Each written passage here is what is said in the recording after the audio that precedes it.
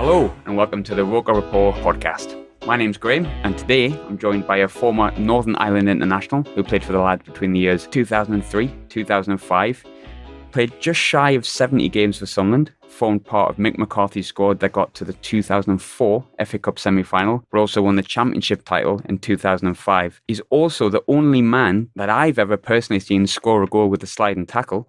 And perhaps most importantly, he's currently doing some outstanding work as part of the PFA's wellbeing team, helping footballers cope with a range of addiction and mental health issues. Welcome to the podcast, Jeff. How are you doing? Thank you very much. No, thanks for the intro. No, thanks for having us. No, not a problem at all. I like my wee intros. Yeah, no, very good. Very good. Nice, easy one to begin with. Mm-hmm. I like lull you into a false sense of security before we get difficult. Who had the best dressing room banter in your 2 years at Sunderland, and what's your fondest memory of that particular person? There were some characters in there as well. There were some big characters, so it's a difficult one. Spent a lot of time with Sean Thornton, to be fair, and sort of me and him used to sort of bounce off each other and what have you. And he used to give Kevin Carl quite a hard time at times, but Kevin Carl gave us as good as he got. You know, he wasn't one for taking any stick. Like I say, there was different characters. You know what I mean? Marcus Stewart, again, great character in there. Stephen Elliott, as much as Stevie Elliott he could be quiet at times. Again, he could be lively as well on the training ground. You know what I mean? Really great dressing room. It was, I felt it was a dressing room that Mick brought people in, and obviously the fans were a little bit like, "Oh, who's that? Who's that?" Mm-hmm. They weren't, huge names. But Mick was able to bring a squad of players together who gelled and gelled well. We trained really, really well together. We trained hard and stuff like that. And I think it showed eventually when we got promoted. What did you think of Sean Thornton's rapping? Listen, again, he was a character. Listen, his rapping was shocking. Let's get it right. Really bad. Let's get it right. It's never gonna be a second career for Sean Thornton. No. Do you know what I mean? But for just comical value, do you know what I mean? It was comical. Yeah.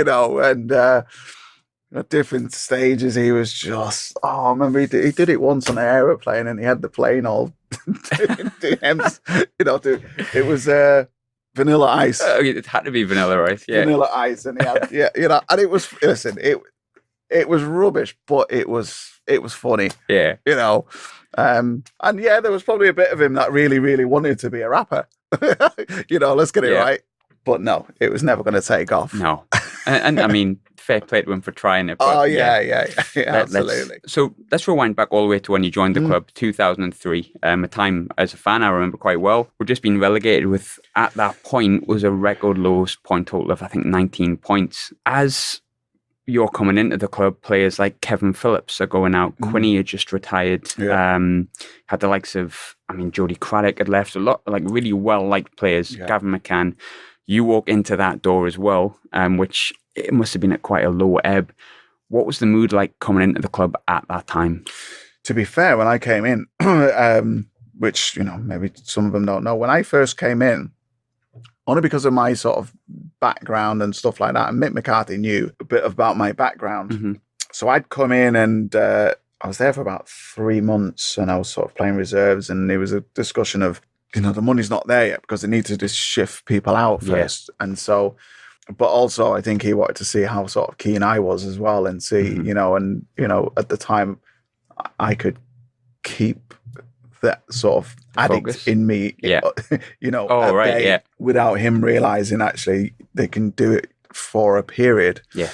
And listen, it was great to have the people like, McCann and, Kevin Phillips and that, but times change, and those kind of players weren't going to stick around that long. And plus, they were of value to the club, and they could get decent money for them. And they needed it, and they needed to bring other players in who weren't going to be demanding those type of wages. And like I said earlier on, for Mick to bring in the players that he did, and the fans probably going, hang about, he's come from that division. He's come from that division. How on earth are we going to achieve when we look at what we're getting rid of? But like I say, he brought in players who actually really, really wanted to play for him. And it's a staple of a Mick McCarthy side. I mean, you talk about like maybe unfashionable names around sort of your time period. You've got at the time Dean Whitehead, at the time Liam Lawrence, the likes of Neil Collins, Danny Collins, who all did a really good job in getting us up and further onwards as well. It really is a staple of Mick McCarthy that it felt like he signed characters that had a level of talent as well, but it was all about the character, wasn't it? Absolutely, definitely. But Mick, for me, was able to get the best out of those players that he had, who, might have not been as talented as some of the people that he got rid of. However, listen, you know, doesn't matter what league you play in, hard work, team who gel with the players who can obviously bring a little bit of quality into that squad can obviously get you good results. Yeah, I think that showed. You know what I mean? You know, the players who were in that squad, I think would easily admit, listen, we weren't the most talented squad of players, but we actually won the league pretty well. And then the FA Cup semi-final the season before, third off top. Yeah, absolutely. You know, and you know, I was gutted. You know, I missed the semi-final at Old Trafford through suspension, but it was something that it was still an achievement. Yeah. That when you're hearing stuff that how we're going to get promoted, we're never going to achieve, and all of a sudden, you know, things are happening for us. And I do believe that a lot of that came from Mick McCarthy, to be able to get those lads to believe in each other and trust each other. Yeah. You know, he was a great manager to work for. It really was. With the really early part of your career at Sunderland, and Mick McCarthy's as well in that season, because I think you made your debut against Mansfield away, I think. Your memory's better than mine. Yeah, bit of an encyclopedia for Sunderland stuff. But just after that, I think we played Millwall at home and got beat 1-0. The game after that was Preston. I think if we lost that, we broke the record for like consecutive defeats. Yeah. That level of pressure is like insane going into record books. How does Mick McCarthy and the team have that team talk beforehand and make sure that you get that win against Preston? Because we scored 2 goals in the first half. We really came out the traps flying. Yeah, do you know what? You don't have those you don't really have those conversations about negative stuff like that. I mean, fans will really, really know that and know the stats and all that kind of stuff. Do you know what I mean? But, you know, for the players, when they're going into a game, listen, they're going into that particular game wanting to win. Yeah. You know, and that's all you're really focused on. You're not really focused on stats and what have you, because I think otherwise you can get overwhelmed with it, to be fair. So, you know, we were just going into that game to want to get the best result. With the win that we got against Preston, regardless from a fan's perspective, it took a lot of pressure off. It'd been a long time since we'd felt a win. I think that would have obviously affected Mick McCarthy. I remember someone asked him something about having a monkey on his back, and he made some kind of funny comment as he does. But the players, obviously, that would have took a bit of pressure off as well. Did Mick McCarthy ever set any expectations of what he wanted to achieve in terms of league position? Following that sort of game, did it feel like, right, we've got that win, let's go for the league? Because we were there or thereabouts, we were quite close. Yeah, no, we were. And yeah, absolutely. You know, when you start to see the results going our way, you know, you start to, obviously, for players, it just breathes more and more confidence. And then all of a sudden, once you start believing, actually, do you know what, we're going into games and knowing, actually, do you know, we're going to get chances and we're going to get goals. Yeah. And then, you know, then you start talking about sort of celebrations and stuff like that. That's when you know that actually the players are on a high when they start to talk about celebrations before they've actually scored them and what have you, you know. Or raps, yeah. Or raps, yeah. How was your relationship with Mick McCarthy? Because I've never heard anyone say they had a bad relationship with him off the top of my head. Yeah, again, Mick McCarthy was, you know, he's one of the only manager that's ever pulled me in before getting dropped and had a word with me. He said, listen, Jeff, you know, I'm thinking of dropping you. Your performances over the last couple of games ain't been the best. You need to get back to where you were and start doing the things that you were doing previous. It doesn't normally happen like that. Usually you either get dropped, manager tells you it's tactical or whatever, or come up with some bullshit story of why they're dropping you instead of just giving you straight, which Mick is like that. You know, you sort of know you stand with him. He always says his door's always open for players to go and see him, but he has got a bit of an aura around him that nobody ever used to go and walk in his door and actually say, why am I not playing? Fantastic bloke in terms of getting a club to almost feel like a real big family.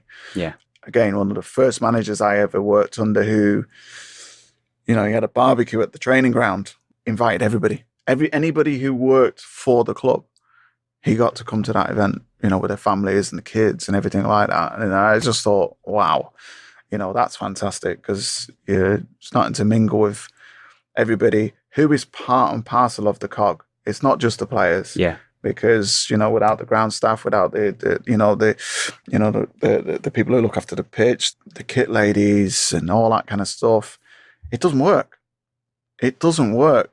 And, they need as much respect, and love and care as the players do, you know what I mean? And just because they're not in the public eye, they need to know that actually, do you know what? You are part of this club, and Mick gets that in a club. Yeah. To realise that actually, if you ever get a player or anybody that is disrespecting somebody who is not a player, he comes down on them hard. I was going to say, is anyone that you ever seen him have like a run-in with Mick, or was everyone quite scared of him?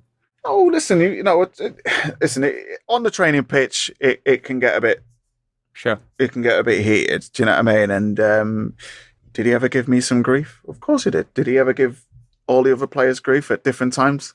Yeah, didn't mix his words. But as far as a particular player having ding-dongs with Mick, no, not really. Even if they did, as one of them, he would have a conversation with him, privately. Again, I just think that's the respect that he has with players, that, hey, listen, we'll have this discussion. We'll have a discussion as a group. And, if it's not working, then, we'll look to change it. For me, I always said, Mick was probably, one of the best managers that I worked under. Yeah. I've seen him away from football also, and I've seen him, he's just a genuine, lovely guy, and he's got a fantastic family and everything like that. And like I say, what he does with clubs with not that much money, I think it's it's amazing. Not many people have that sort of talent to be able to do that. He does it, and he does it on a fucking budget. And I wish him well. I wish him well with the Republic job. I think when we speak about Mick McCarthy, I think you just got to look at Ipswich. Yeah. We're trying to get him out for, a section of the crowd were trying to get him out or against the style of football, and then he's disappeared, and they're already relegated. Yeah. I think people underappreciate Mick McCarthy so absolutely. much. And it was the same at Wolves. Yeah. He left Wolves, and they went on. They plummeted. 3-4. Yeah. I wanted to move forward to a game you mentioned before you were actually suspended for. Obviously, the FA Cup semi-final, and I remember that as a much younger fan. Considerably better than I do now. But that was devastating when that happened, because it would have put us into Europe. You were obviously suspended for it, so you had a sort of extra reason to be unhappy with not just the defeat. Yeah, I was unhappy, but I remember I warmed up that day with the squad and tried to still be a part and try and get the lads, just get them at it. Although I wasn't playing, I wanted to be a part of that day, and if I can give the lads a little bit of a lift, then that's something that I really wanted to do. And it was a shame. And when you get that far and you get that close to get into a final, it's so disheartening. Yeah. It really is. And the lads were devastated afterwards, because it's a long season to get that far. And then all of a sudden you're like, oh my God, it's not meant to be. However, I think, I think we left that season, and, we've sort of recovered, and I think we came back even stronger than we did, knowing that, we were so close to something, quite special. And then I think the following season, really, really topped it off. I think one of the most frustrating things about that, and maybe Millwall fans might disagree with me, but it felt like the game they gave Man United in the final, we might have lost, but it just felt like we would have given them a better game than we did. Of course, yeah. It felt like we were the better side, but I think on the day in the semi-final, but I think when it comes to that was like the day Tim Cahill decided he would score against us every time he played against us. I think he scored about 70 times in a row against us after that. So let's just say I'm pleased to say he's retired. That season was kind of, the end of it was a bit shrouded in disappointment because of missing out on the FA Cup final, missing out in the playoffs as well. But it was a good season from where we thought we were going to be. But for you personally, you know where I'm going on to. Please don't hate me for that. Let's talk about the penalty now. I think we have to. We all know what happened. Of course, yeah.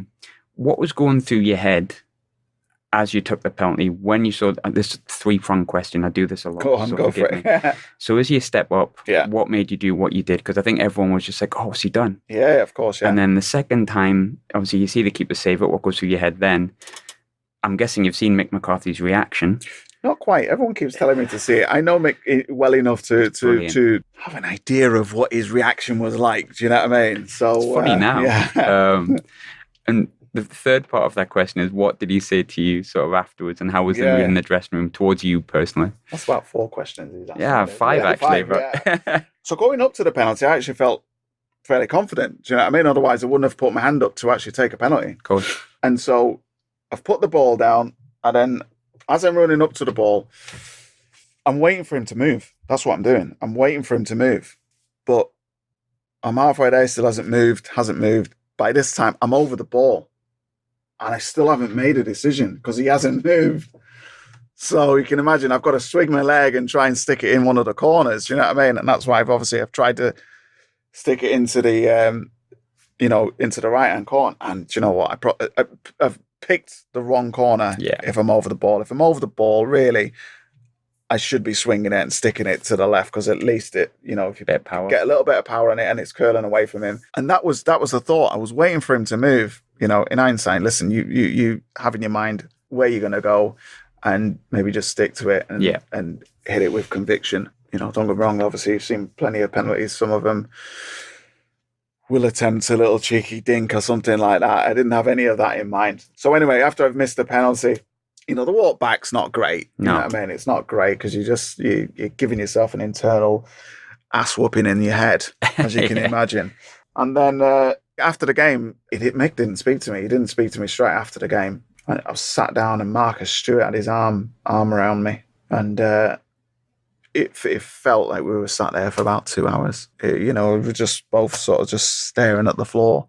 And again, I can't remember if he actually did speak to me after the game. And he might have done. I just can't quite remember. It's one of them, listen, we have to learn from those situations. And, eventually we had the conversation and it was like, hey, listen, at least you had the balls to take a penalty, which, listen, there was many other players there as well that could have taken penalties. And, I thought, you know what, I'll put my hand up. Like I say, I felt confident enough, but it wasn't meant to be. So I suppose, you say when you have times like that and, you want to obviously prove and come back and obviously do something that actually gets people maybe to forgive and forget about that penalty. Do you know what I mean? And I think obviously getting promoted, I think, I'd like to think that, I had a decent part of playing that, in that season. Talked about Marcus Stewart there. Marcus Stewart, for those of us old enough to remember him, kind of came in as it was him and Torre Andre Flo, and we already had Phillips and Quinney just retired. Yeah. And Marcus Stewart kind of came to the fore in those seasons. But I've heard a lot about how important he was in the dressing room, how experienced, how great he was. And you just spoke about him there. Was he like the first person you'd expect to put his arm around you and look after you? Yeah, Marcus Stewart was brilliant. I mean, he sat opposite me in the dressing room, so we had a really, really great connection. Wonderful bloke. Like you say, he's got bundles of experience. Marcus Stewart and other players, they've missed penalties at different stages and what have you. And I suppose when you've got players who get around you and just be like, listen, we're a team. Don't let it consume you and just destroy you. Do you know what I mean? Yeah, it's something that's nice. As a player, when you feel like you've let your team down, let the club down, the fans, you need that sort of almost grounding that, listen, it's happened.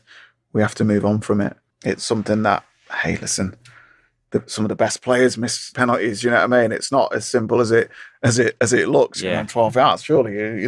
Some of them make it look ridiculously simple, like the Balotelli. I mean, Torre. Some of them are just. Oh, don't mention that name to me. Not after that cup final. No. Ice cool, by the way. Some of them. I don't mean to swear on the podcast, but you look at Alan Shearer, expert penalty taker, yet came up against Sunderland and wonderfully put it into the palms of Thomas Sorensen. That was a great day. So it just shows that even the best ones can miss it when it really matters. That's it. Following on the sort of season afterwards, I don't know whether you know this, bit of a weird stat, but you made the exact same amount of appearances as you did in both seasons, 35 appearances. Oh, there you go. There's a bit of Wikipedia for you. But how do you start facing a season sort of moving forward? Because I know what the fan base can be like. I'm part of it. Yeah. I know sometimes it can be quite vitriolic. Yeah. Obviously, you missed a penalty like that.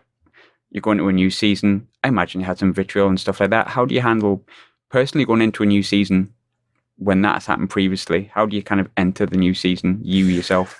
Listen, that gone. Do you know what I mean? I can't control that. And for me, listen, I'm not taking penalties every week. Yeah, of course. My job's not taking penalties every week. My job is to stop the other team from playing and break play up. Yeah. Give the ball to, Julia, because players who can obviously stick the ball in the back of the net. You know what I mean?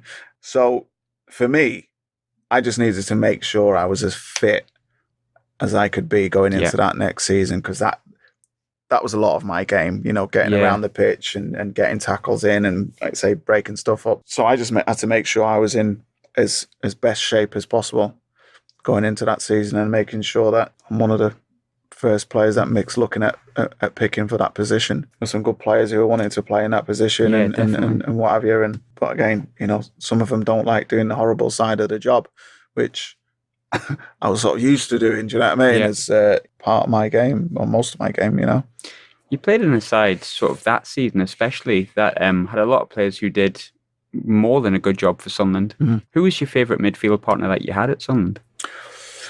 It would be Carl Robertson. A few people's mentioned Carl Robertson, an unfashionable name. Yeah, yeah. I think the two of us really, really gelled well with the different styles, I think, that we both had. He was one, he would get on the ball and be the one, knocking about. But for me and him, we were good talkers together and what have you. We were good communicators. And Gary Breen was fantastic to have him behind you. Yeah. Because I don't need to keep looking behind me to see who's behind me, because you've got him telling you who's on your left shoulder, who's on your right shoulder. And that communication with your centre-backs, your midfield partner, it's crucial, because, if he's not telling me who's behind me and blocking that pass into him, well, he's doing less running anyway, because I'm stopping the pass going into his centre forward. But it's huge. Like I say, Robert was a fantastic midfielder to play with. Yeah. Energetic, good passer, good talker in the dressing room and stuff like that. So yeah, I really enjoyed playing with him. I just think it worked really, really well. One of my funniest Jeff Whitley memories, we've already touched on it already. We've spoke about tackles. Yeah. Spoke about the style of play. Yeah. It's a game against West Ham. So I think it's Christian Daly's trying to clear the ball off the line. Yeah. Was that a tackle or was that a shot on goal? Oh no, he was trying to clear it. Do you know what I mean? So it was just a case of just steam into him. You got it in the top corner. Just steam into him. Do you know what I mean? That's if the ball's there to be won, I'm going in. Yeah. And it was there to be won. And if I missed the ball, then he was going in the net as well. Do you know what I mean?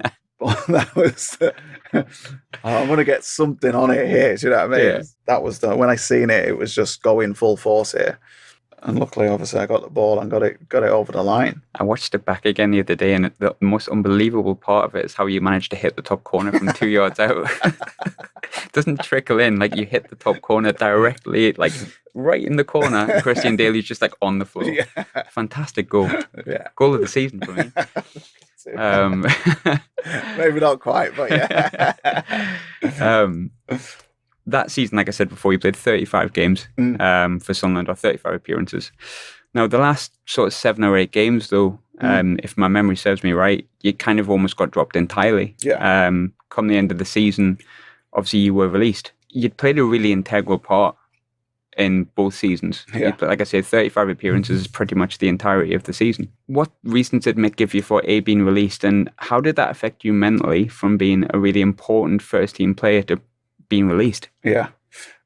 Without giving too much away, because I'm hopefully going to be bringing out a book at some stage. Yep. I'm not going to give you too much on the whole incident of why I got dropped. There was a reason why I got dropped, and I understood why I got dropped. I didn't think at the time that if we get promoted, that it would be a case of, oh, do you know what? Hey, listen, see you later. Because, like I said, I'd played quite most of the season up to that stage. So there was an incident that happened prior to me getting dropped. And obviously I was trying to fight myself back into the team and everything like that. But I think it got to a point with Mick and myself that I'd had several incidences where with Mick McCarthy, he has boundaries. Yeah. And I'd crossed the boundary with him, and also, you know, rules in football and stuff like that, that he wasn't going to allow that to fly. Yeah. Yeah. You know, when I eventually had the conversation with him after we got promoted and everything like that, yeah, was I gutted? Yeah, I was devastated. Yeah, because I was thinking, you know, back in the Premier League, and you know, looking forward to obviously playing with, you know, the lads that I've, you know, built a real good bond with and everything like that. So leaving, yeah, it was hard. I was gutted. Do you know what I mean? However, a lot of it was my fault, and but again, without understanding the nature of who I am and stuff like that at that time, that it was hard to take. But down the line, I start to realize, actually, when somebody is sort of desperate at times, like I mentioned at the start of the season, you can keep something together for a period. I knew, listen, with the amount of points that we had, I was thinking, we are not going to get caught. Not the way we're playing. No. And that was my gut feeling. We are never getting caught. You know, the points that we got that season and everything, it was a great season, and I you know, I had a great time. Do I have some regrets whilst I was at Sunderland? Of course I do. Yeah. You know, quite a few. You know, I'm not going to tell you all of them, but I have certain regrets that. But again, at the time, didn't know any different about some of my own personal issues. Towards, obviously, when you got released, you moved on towards Cardiff. Yes. Which I think is where, in terms of what you've spoke about in the past, is where a lot of maybe addictions or problems really came to light, or when maybe you realised it. Can you talk me through, if possible, sort of that period in your life when you're at Cardiff and how you discovered it had manifested itself as deep as it had? Yeah, like I said, I'd always had issues with going out partying and stuff like that. And do you know what? A lot of people, especially when I was at Man City, a lot of the young, you know, some of the staff members and some of the players are like, oh, you know, he's a young player, you know what I mean? He'll grow out of it and what have you. In my instance, it progressed. And it was something that, you know, when I got to Cardiff, similar things happened there. I'd got introduced to certain people, certain nightclub owners and this and that. And before long, I get sucked into that sort of lifestyle as well. And for a period, you know, wasn't that well known there, so you could sort of go under the radar for a little bit. But all of a sudden, once you start playing and stuff like that, then they start seeing you in the papers and stuff. It's a little bit harder to stay under the radar. But for me, the point for me was when the manager actually decided, you know, the second season. And Dave Jones was like, listen, you don't bother coming in. You know, don't bother coming in. You're a pain in the ass, basically. You keep dragging the boys out and this and that. You know, for me, I was used to thinking, what do you mean dragging them out? They're freaking grown men. I don't drag them out. You know what I mean? I don't put guns to their head and say, listen, you're coming out having a drink. But I would suppose I was maybe quite manipulative and getting people on my side and getting people who maybe didn't like the manager and getting them to come out with us and stuff like that. So, you know, I understand as managers, they don't want somebody in the squad who's going to be very, you know, disruptive. Yeah. You know, so, and all from my career, I always had people taking drugs, Class A drugs, all from my career. And I was always sort of paranoid of, taking Class A drugs. Yeah. And, because you get random drug tested in football. Yeah. So, but at this time I was at such a low that I thought, sod it, I don't need to go in. I thought, sod it, I'm not going to get tested. Yeah. So I thought, well, do you know what? I'll go on and try cocaine. So as soon as I tried it, boom, hooked. Because not only does it give me the confidence, the high that I almost wanted without the cocaine, it all also allowed me to drink more and stay sober and just party for days and days and days Consistent. and days. I was on, decent money there and ended up buying blocks of cocaine, not little bags of cocaine, and, I ended up, going missing for a while, let's say, through just consuming, cocaine and drinking, on a day-to-day basis. Before long, it stops working. The alcohol stops giving you the buzz that you first get after maybe 4 or 5. Yeah. And then that high I just described to you when you first take it, that had gone. So now I'm just taking it for the sake of taking it, but it's not doing the same. Doing what you wanted it. Not what you wanted it to do. But yeah, it's not giving me that same. It's not giving that same high, the confidence and all that kind of stuff. And I loved going out and meeting people and being around people and partying with people. Well, eventually I was partying on my own. That's where it took me. I was partying on my own for months, and when you're doing that day in, day out, and you're throwing up blood, and it's just messy. You're not washing. You're not looking after yourself. It's quite scary. Family are trying to get hold of me, agents trying to get hold of me, managers trying to get me out the door. He can't get hold of me. In the end, they put a piece in the paper, in the Echo in Cardiff. In Cardiff, saying, "Has anybody seen Jeff Whitley? Can you contact this number?" Because I just wasn't picking up to nobody, and the only person I was ringing was my dealer and going down and getting some drink, getting some more alcohol, going back into my place. It was like a spa shop, my apartment, red wine, white wine, brandy, whiskey, you name it. It's just all wrapped up there. Yeah.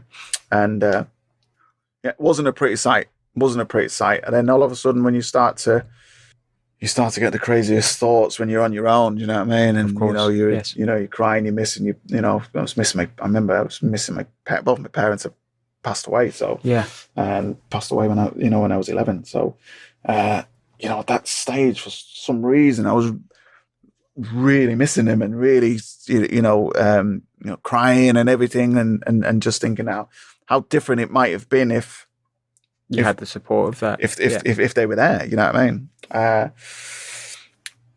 But hey, listen, they might have still been here, and I still might have ended up going down that route. Who knows?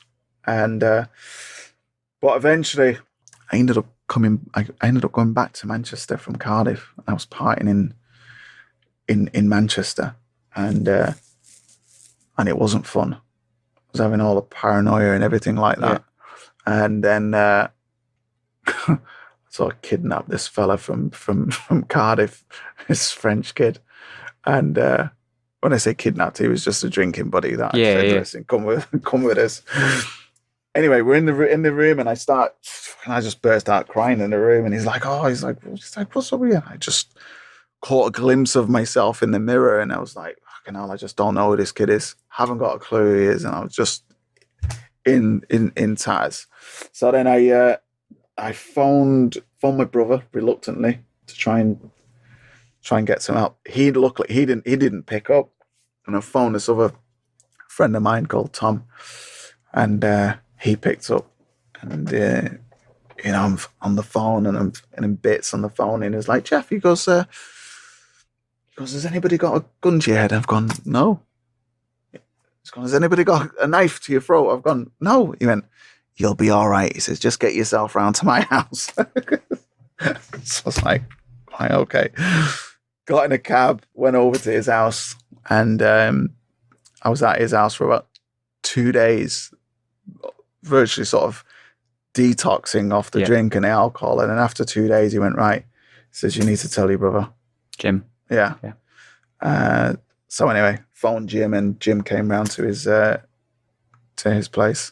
And then I spewed all my stuff to Jim and told him actually exactly. My brother knew there was something wrong, because in the end I'm borrowing money off my brother and stuff like that. And then, spending $1,000 in a night, and he's like, just give you £1,000. He says, where's it gone? You know what I mean? Who spends £1,000 in a night? It's like, it's just lying and just, coming up with all sorts of rubbish of where the money's gone and stuff like that. So again, I think the money allows you to indulge and almost mask it a little bit. But, in the end, listen, I was in the end spending money I didn't have because the addiction had got hold of me that much. And times I used to go missing, I'd go and book a suite in a hotel and go and stay in a hotel for, I remember going to Newcastle. I stayed in Newcastle for 2 weeks when I was at Wrexham, actually. Yeah. I was in Wrexham. I got a taxi from Oswald Street, sorry. I got a taxi from Oswald Street to Newcastle with no clothes or anything. I just had my card on me. So I got to Newcastle, booked into a hotel, and I was there for 2 weeks. So I was just bought myself a load of clothes and stuff like that. And I just spent sort of 2 weeks just, getting off my face. It's not a pretty sight. But eventually I went back to my brother's and then I ended up phoning Sporting Chance. Which is Tony Adams. Tony Adams, yeah. Tony Adams is his clinic. I phoned Sporting Chance and I spoke to one of the therapists there called James West. And he said, yeah, listen, you need to come down and, we'll assess you and see whether it's, it's for you or not. Yeah. I went down there. My brother took me down there about 3 days after. Had my assessment within 20 minutes. He's like, yeah, you need to come in. You need to come in. And I didn't go in straight away. I had 2 weeks before the next treatment cycle started. And somehow I stayed sober for those 2 weeks. And in those 2 weeks, my daughter was born. She was 3 days old. And then I went into the clinic. I couldn't wait to get there, to be fair. Yeah. Couldn't wait to get there. It was something that I wanted to find out what was wrong with me. And how do I get well? And it was only when I started to go through my therapy, and also when I started to then speak to other addicts and alcoholics, that I actually realized that, wow, I am not the only person. Yeah, common bond. Going through this and has this insane head that tells you, you know what, you're all right, you'll be okay. Just change your drink or change the missus or change the city, change the manager. Do you know what I mean? You'll be all right. Yeah. No, it doesn't matter where you go, Jeff. You're always going to be with you. You're the problem, not everybody else. Yeah. And when you start hearing these other stuff from other addicts and stuff like that, it's like, bloody hell, this is music to my ears because now I know the problem. And now I know there's a solution, which is obviously the 12-step program of recovery, within AA. And then I started to go through my therapy, but also when I came out of therapy, or came out of rehab, I had to then go and maintain myself. So like yesterday, I was at an AA meeting yesterday, in Altrincham. It's a long life commitment. I'm never cured. And, other people that might be listening to this, who might have been in one of the fellowships, there's other fellowships, there's GA. Yeah, of course. Gambling Anonymous, Cocaine Anonymous. But the principles of the 12-step program and traditions are virtually the same. Yeah. So I have to maintain myself, and that for me is what keeps me alive and keeps me in a good place. Without that, if I stop going, I would probably be like the other lads who I was in the clinic with. They've all relapsed. One of them's actually in jail. He was doing a 10-year stretch for being off his face, and got in his car and he ploughed a young lady off her bike and killed her. So. And that's really the dangers that can come with it, as well as the they call them the yets. So there's certain stories that I hear in sort of, in AA meetings that there might not be, I might not have been through that. Do you know what I mean? I might not have been to jail, or I might not have ransacked my mother and father's bank, or robbed off my brothers and sisters. But these things eventually could come. Yeah. And somebody who's desperate and somebody who's in that place where they need to use or they need to get money to drink or some, they'll start to do some insane stuff. Yeah. And I've come across those people who they can't believe some of the things that they've done to their loved ones in order to go and drink or use. But that's the nature of the illness, you know. And if we don't stay on top of it, then it even though I might not be drinking or taking drugs, the addict can still try and fix on something else. Yeah, of course. And for me, I think sometimes people don't understand that. It's like they think they've just got a problem with the drink and drugs, but no, obviously you're not feeding yourself with that. Then it might go to porn, women, compulsive buying. It might be technology. You want the latest phone or whatever, you know, social media, you know, and gaming, you know. Something that masks something that's an issue. Something that masks and changes the way you feel. Because ultimately, I am trying to change the way I'm feeling through these other external things. Yeah. And for me, one of the reasons why I went to rehab was, I wanted to stop drinking and I wanted to stop taking drugs because it was killing me. But ultimately, I wanted to find out who I was, not just Jeff the footballer. I'm a person. Do you know what I mean? Yeah. I played football, and that was something I enjoyed doing. It doesn't define who I am. And I wanted a peace. I just wanted a peace in my soul. You know what I mean? And that was empty. You know, I was empty, and that's something that, you know, I can say today. Do you know what? I do have peace in my life. Do I still have challenges in my life? Yeah, of course I do. My solution isn't what I always did: the drink, drugs. You know, I can honestly say, I never ever went to my friends and went, "Oh, listen, I've got a problem. Let's go to the pub." We go to the pub, we get a good few scoops. I never came out of the pub with a great solution. No. bit of a headache though. Yeah. Never ever came out with a great solution. Do you know what I mean? Usually more drama and headache. Yeah. You know. My life's different today. Do you know what I mean? My life's different. Like I say, I brought my friend here, Mick. There's not many people that I used to drink with. And Mick didn't drink, by the way. You know. I won a bar, but I didn't drink. Yeah. In a restaurant. Yeah. And, you know, there's not many people that I still see that I used to go drinking with. Yeah. Because a lot of them are still drinking. Yeah. And still up to no good. And I got to remember, did I ever ring anybody to go for a coffee or whatever? No, she's joking. He was like, "Go for a coffee. Fuck, stick some whiskey or something like that." Irish coffee. I'll come with you. Yeah. You know. So, and it was great because Mick actually tracked me down, and it was just brilliant. And I was like, "Oh, bloody hell, it's great!" And I came up and seen him, so it was just, you know, it's fantastic. And I have a different circle of friends to what I did have. And you know, it's quite funny, you know, when you're playing and everything's great and the money's great and you're driving flash cars and this and that. You know, as a young footballer, you think that you got lots and lots of friends. Oh yeah. You know, you think you got lots and lots of friends, and then all of a sudden the football goes, the money goes, you go bankrupt.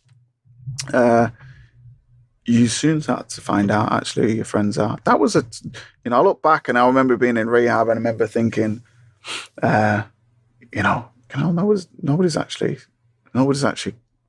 phoned, or, you know, even when I came out, it was like, oh, funny now, my phone's not even rang or anything. Do you know what I mean? You know, but I have to realize I had a big part to play in some of those people being around me. You know, yeah, of course. Because I was a people pleaser, I was a bit of a show off and stuff like that. So if you go out, I'm paying for everything. Yeah, I'm paying for everything. You know, Super Magnum Grey Goose. Yeah, I'm paying for that. It looks impressive. It comes in a little bath of ice.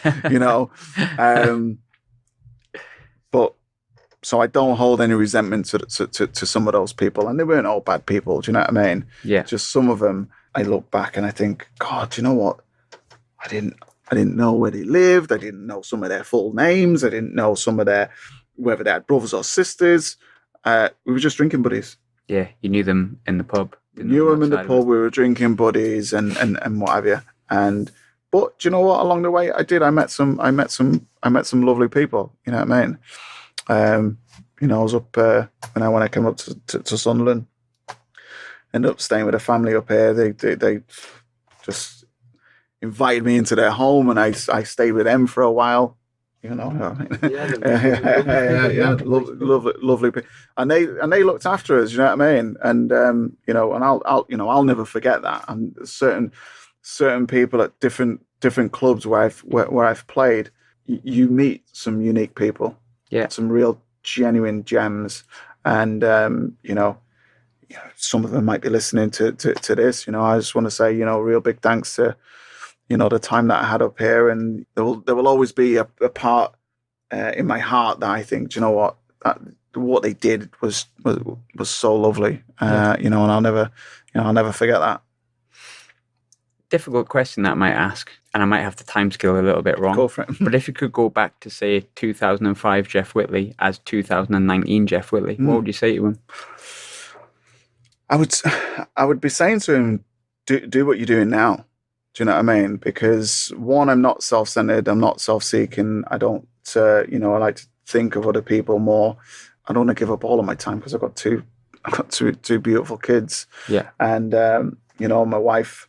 And it's something that if I was doing some of the stuff I was doing now, I believe, I would have been a better player. I would have been a much better teammate.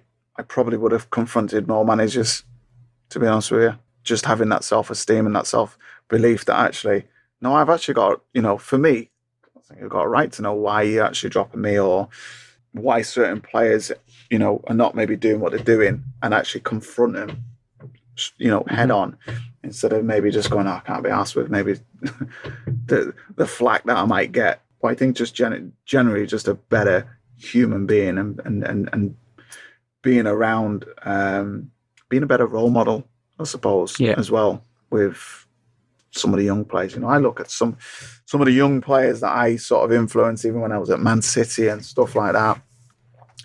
It's not great, you know. Yeah.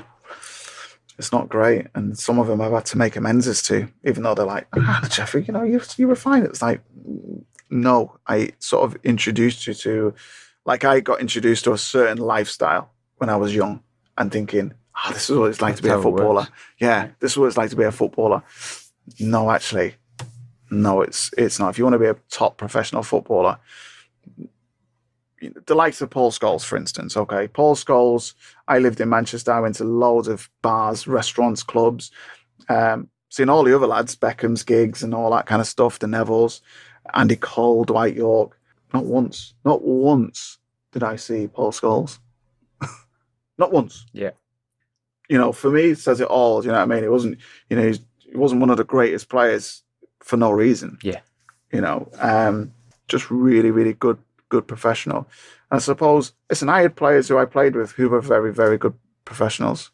You know, I look back, I think they're the guys I should have been man marking, and learning from those senior players of, you know, how they got to where they've got, and why they're playing for so long, because these guys are looking after themselves. Yeah. They're looking after themselves. They've actually got businesses up and running before they finish playing. So their transition is pretty straightforward, because they've got other interests other than just playing football. Yeah. There were certain things, certain players that I look back, I think, I can't believe you didn't spend more time with them. You know, someone like George Weah. Yeah. And he came to Man City. Fucking George Weah. George Weah. Like, you know, even when we heard he was coming, we were like, yeah, righto. And then he turns up at the training ground. Why did you not spend all your time pecking his head? Yeah. You know, you just don't come across players like that all the time.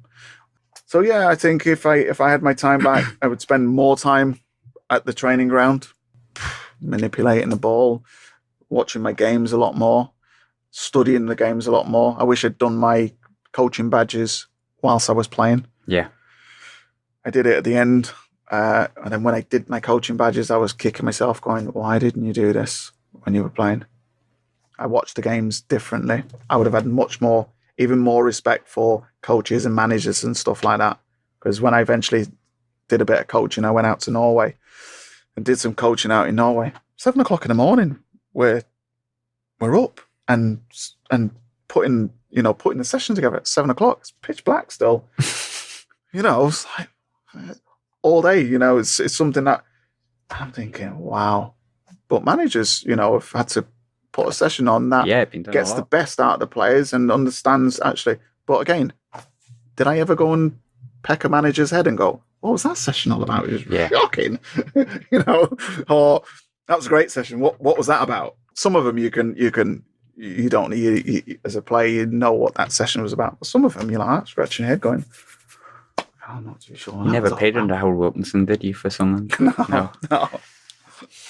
There's some stories in that. There's some stories in that. Yeah. Talked about some negative experiences, but it's definitely been turned into a positive. And the way I found you was via, obviously, the PFA's website. Yeah. You work as part of the wellbeing team, which I think is self-explanatory and stuff like that. But for people who may not know, and I think there's a few that do, but for those who don't, what does your sort of day-to-day entail, or what does your job entail at the PFA at the moment? So, we'll get emails, we'll get calls from players who are struggling. It's for, our department is to make sure that one, they get assessed and just find out exactly what that particular player needs. Listen, we get loads of phone calls, emails from family members and club owners or directors and this and that. But ultimately, we need to know if the player wants to help. Yeah, can be frustrating for families, when they've got somebody who they love and they're not willing to go and seek help. And I know that from experience, that when people are telling me I've got a problem, I'll quickly get rid of you out of my life. Do you know what I mean? Yeah. And start putting the barriers up. So we have to connect with the player, find out what his needs are, and find out what his issue is, and then we would then signpost that particular player to a therapist in the country, because one of our partners is obviously Sporting Chance. Yes, and so we would link from their postcode. We would link a therapist to them, and then we would fund up to 12 sessions of therapy for that particular player. And if they're at a point where they're a little bit too far gone, then they might maybe need detox. So we have to then send them into detox before they go to Sporting Chance, because they can't go to Sporting Chance if they're still using. So they'll go to detox first, and then go into Sporting Chance for 26 days. Other stuff that I see clients myself. Mm-hmm. So, I'll see up to, again, part and parcel of when I got into recovery, I went on and did my counselling course. So fully qualified therapist. So I'll see up to 5 players, not all at once, but see them on a one-to-one basis. Sometimes they might come to the office and see me in the office in Manchester, or wherever they feel comfortable. So that might be at their house. Yeah. The other thing that we do is go to the clubs and go and talk to the 18s or 23s. We will obviously. I know they've done some of the first team clubs also, and just let them know about the emotional roller coaster that you can go on as a young player. Give them some of my experience of some of the things that I went through, some of the things I did wrong, some of the things I did well, and more importantly, how to then access, the help and the support. So whether they can email, the wellbeing email address, they can phone, they can text. But the text message only works from 9 till 5. Yeah. But the actual number, they can call that, at any time. That's 24/7. So sort of day to that, and then like today, I've been over to Peterlee to see a player and just give him some support and give him some strategies and some guidance really on certain things that he can do, sort of on a day-to-day basis to try and help him get into a better place. And there's certain players I have weekly contact with over the phone. Some of them might be a Skype call or FaceTime call, but it's generally giving the members the support if they need it, because I know it's difficult at times when you're a player and your family are obviously they're really worried about you and stuff like that, but some of them maybe don't understand actually how different and difficult it is in the football environment. Yeah. They just don't get it. And then when you obviously talking to another player, they'd be like I was saying to you about talking to another alcoholic, player talking to another player who's been in that environment, knows how it can be and how difficult it can be. And, it sort of puts their minds at ease. But also there's certain things that I would have done differently. Yeah. Had I been sort of injured, long-term injury, what sort of things would I have done? You know what I mean? One of them, if I've got a long-term injury, for instance, go and man-mark the manager, if he'll allow it. Go and man-mark him, find out why is he picking that team, or why is he doing this, and why is he doing that, and get a really better perspective of what is the manager doing. Yeah. And if he doesn't want to, if the first team manager doesn't, go and man-mark the youth team manager. Go and stand with him and be a part of something. Even though you're still injured, you can still be learning. Yeah. And a lot of players I hear is, when they're injured, it's, I'm bored. I don't know what to do and this and that. And I'm thinking, Jesus, so many other things that you can be doing whilst you're injured. Go and do your coaching badges. You can be injured and go and finish your coaching badges. Go and study your games. Go and get all your games off the analysts and go and sit with a coach. Find out why you're not getting the ball there, and look at your passes that you're not good at and things like that. Go and learn a different language. Go and learn how to play the piano. Do something that will lift your self-esteem. Okay, you're not playing, but something like Pep, I see Pep do a lot. You got injured players there, and he's got them in the dressing room before the game. He'll take them away. I know not every club has got the budget though to take but still, injured players, but it makes players who are injured still feel a part of it. Unlike sometimes, I won't mention which managers, but listen, there was times when I was injured, I could be on the bed and the manager will walk in. He won't even look at you. Because you're not playing. You're not good to him. Yeah. It's almost like you're not there. And you know what? For your own sort of worth, it's devastating. Oh, of course. When you sort of got respect for a manager and he's just completely blank and he won't even say hello to you. He's like, you look at you and he's like, you're still injured. When you say, yeah, he just walks off, doesn't say anything, And for me, I just don't get it. You know what I mean? These are human beings that you're dealing with. I like to think mental health's talked about a lot more now, that we want players to be able to feel, actually, do you know what? If you're not feeling great, be okay with it. There's help out there. If the club are not going to give you don't want to go to the club, which a lot of players don't want to go to the club because they're on contract, they're getting paid. They might be out of they might be coming to to the end of the contract, and they might be thinking, oh, can we go and tell the manager that I'm having issues. I'm having issues. Can I get released? Am I going to get sold? Am I going to get seen as a problem? Yeah, absolutely. I remember one particular player, he'd said that he had a problem, and then come to summer, he was like, listen, you're going out on loan. I was like, what? Just wanted him out. That was him saying he wanted some help with with a problem. Hey, listen, we want people to be, because everybody, it doesn't matter whether it's football, because I hear that a lot. People saying, oh, is it football? Is it because they get paid so much? It's life. And it's like, it's in society, what about? It's because they get paid loads of money. It's it can facilitate addictions. But not every league, they're getting paid fortunes. You're going to have addiction in the building site, in the building trade. You're going to, lawyers, doctors, there's going to be addictions in all walks of life. Call centers. Yeah. It exists everywhere. The good thing about the footballers is they have a union that will support them if they've got problems. All they need to do is pick up the phone. Yeah. Pick up the phone, call a number, call the helpline number, or send an email. I know obviously some of them won't pick up the number. You know what I mean? Yeah. But it's something that they don't need to be afraid of. And the email address for everyone, obviously if they're listening, it's wellbeing@thepfa.co.uk. I believe that's right. Mm-hmm. Jeff, that was really interesting.